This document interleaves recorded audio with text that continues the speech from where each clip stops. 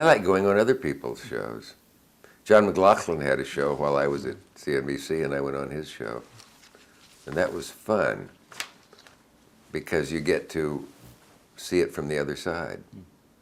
I'm always a good guest on a talk show. This is just a fact, not an opinion. I just know I'm always going to be good because I know how to do it. And it always comes to me at this time, and I always think of plenty of stuff to do. But I can never guarantee that I will host a show well in any given instance. Sometimes maddeningly, I just don't get it that day. And I don't know why that should be. It was fun with McLaughlin. He stood then, and he was still rather stentorian, I believe is the phrase. Yeah. We all think we know what it means without looking it up. And at one point he said, I was seated, he's standing over there, the audience.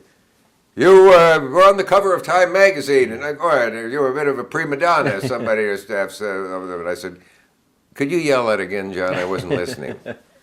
And I got one of the biggest laughs from a studio audience of 8 that I've ever had. It's tension, it's showbiz, it's fast, money's riding on it if it's the pyramid. And I had a lot of fun with Dick Clark. We would kid each other because he would get, aren't you Dick Cavett some days, and I would get, aren't you Dick Clark some days in our life.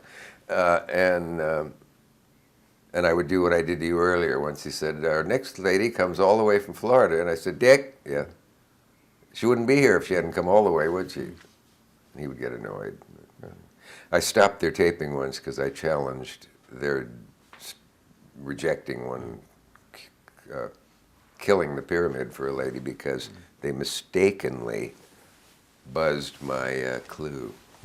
And years later, they admitted it. And I said, did you pay the lady? And they said, no. That was fun and scary, hosting Saturday Night Live. It was at the beginning when the old cast, the original old cast, was all still intact. And that was great fun. And I got to play John Dean, and Watergate was still going on in Blonde Ambition, from Blind Ambition. Well, that was live television, with too. Al Franken doing a perfect vocal duplication of Senator Irvin. Well, what's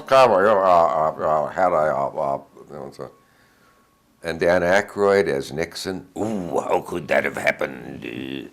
And he played Nixon so broadly and yet so funny that the broadness made it funnier than an exact imitation would be. I remember one line from the sketch. I said, Mr. President, I can't help noticing on your books there's 4 leather-bound books with the titles Rewind, Fast Forward, Record, and oh, how did that happen? That was fun.